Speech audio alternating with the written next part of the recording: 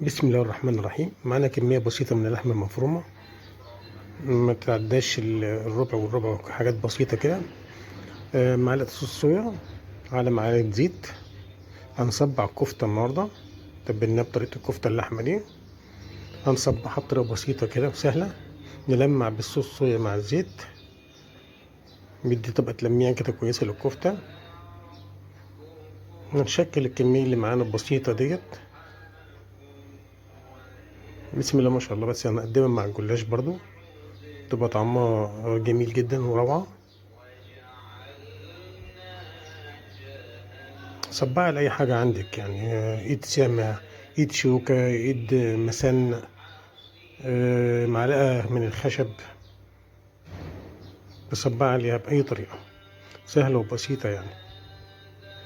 خلاص كده قربنا نخلص الكمية البسيطة اللي معانا من اللحمة المفرومة، اللي محطوط عليها بصلتين، اللي محطوط عليها قرن فلفل، محطوط عليها فلفل أسمر وملح، محطوط عليها بهارات الكفتة.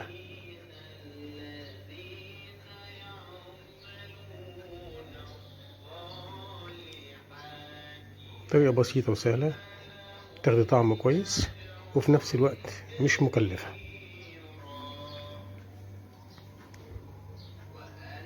تمام كده صبعنا الكمية اللي معانا. هنسوي الكلام ده بقى في قلب فرن بوتاجاز. هنخططها بس كده تخطيط بسيط كده. هنسويها في قلب فرن بوتاجاز لمدة 10 دقايق، هتطلع معانا بالشكل اللي حضراتكم شايفينه ده. استوت اهي الحمد لله. شوف، طرية ناعمة، طعمها رهيب جدا. هنرصها بقلب بقى الطبق ونحطها نقدمها مع الجلاش بتاعنا. بسم الله ما شاء الله. دي اللي قدمناها مع الجلاش.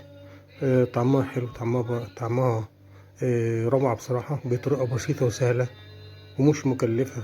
وصلى اللهم على سيدنا محمد وعلى أهله وصحبه وسلم.